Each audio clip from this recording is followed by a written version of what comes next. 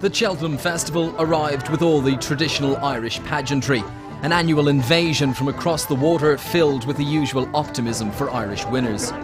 The dream team of McManus, O'Brien and Swan decided to be bold and mount a courageous, indeed audacious attempt at the Blue Riband event of hurdling.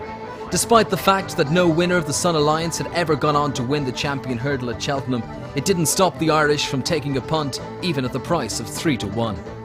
They're a long walk before they come down towards the second flight of hurdles, and it's Istabraq, I'm supposing, and the grey on the right, Lady Daisy 1, 2 and 3.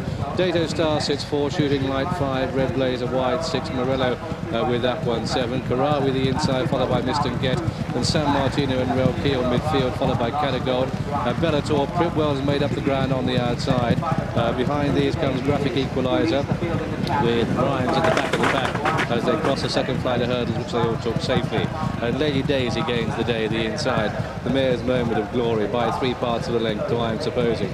Then sitting in third is Grimes, Dato Star, Morello, Karawi, Real Keel, Shooting Light, Red Blazer, San Martino, Shadow Leader, Pridwell, Catagold, Bellator, Graphic Equalizer, Mist and Get really outpaced, and Theatre World, and at the back of the pack is Grimes. Continuing the uphill climb, then going to freewheel shortly. Time to take a breath, and it's Lady Daisy leading in the Smurfit champion hurdle. 2 I'm supposing and Dato Star and Grimes, they've kicked about 3 clear. Istabraq is in fourth, and they've kicked about 3 clear of Morello and Real Keel, and then Karawi, Shadow Leader, followed by Shooting Light, and Pridwell making ground on the outside. The front 4 are going off at a great gallop here. Lady Daisy the first to rise over flight number 3 from I'm supposing and Istabraq and Dato Star. Those are the leading 4, and they've got a good 3 or 4 lengths clear of the others as they head towards the next flight. The others are headed then by right there Morello with Shadow Leader making ground on the inside. Out wide is Pridwell after that slow start. Karawi is struggling to hold his position. Cadu Gold sneaking up the inside. Real Keel is well poised. San Martino niggled as they rise over the next, and a mistake there by Dato Star in the yellow colours when in 4th place. Up front, I'm supposing, pulling Richard Dunwoodie's arms out on the outside of Lady Daisy. The favourites well poised in 3rd, Istabraq, followed by Morello. Dato Star trying to get back into it after that mistake from Pridwell out wide. These are followed by Shadow Leader, who's made good headway. The flight at the top of the hill, and there Lady Daisy walk, and Dato Star right down on his hind legs there, and that surely cost him any chance. And it's I'm supposing in front from Istabraq. Lady Daisy in 3rd, Shadow Leader moving well, then Pridwell and Cadu Gold. I'm supposing 2 lengths clear of Istabraq, top of the hill in the Smurfit champion hurdle. And a moment of freewheeling as they come down towards the second mark. Look on the white cap, that's Istabraq travelling well. The dark colours with the yellow sleeves is Shadow Leader. The yellow jacket with the blue and black check sleeves, Pridwell. Then behind these, Catagold picks up Real Keel with a bit of a run. Graphic Equalizer, that was 2 out, and then comes Theatre World, who was placed last year. They've got 2 more flights of hurdles to take, and the champion Istabraq is surely for him now is gone too clear of I'm supposing, but Shadow Leader, who shows such a devastating turn of foot the outside, is in 3rd place. Here we are, 2 out.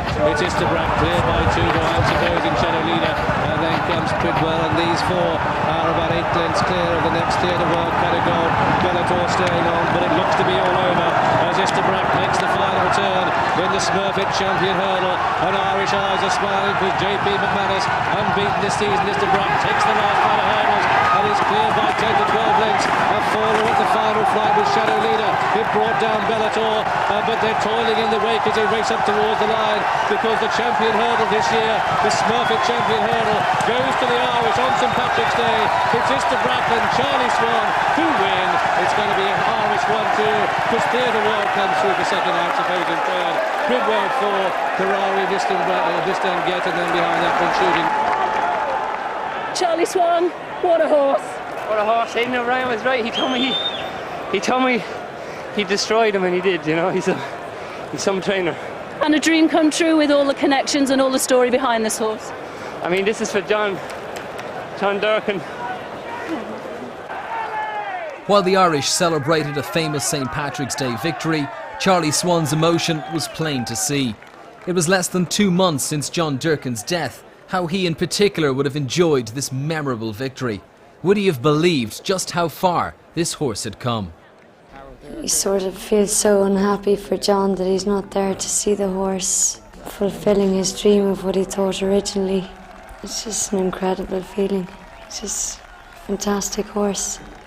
Many believed that a novice over 2.5 miles wouldn't have the necessary cruising speed over the shorter distance to handle the most challenging gradient in national hunt racing. But Aidan O'Brien had proved them all wrong.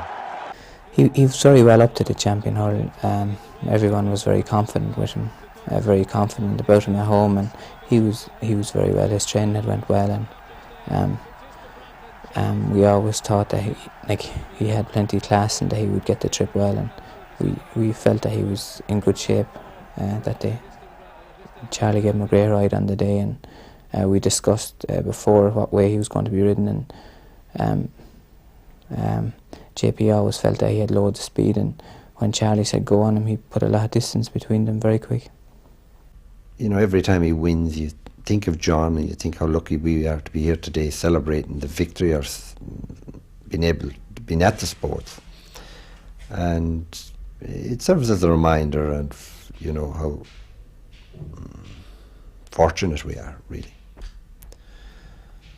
And the winning jockey, Charlie Swart. The future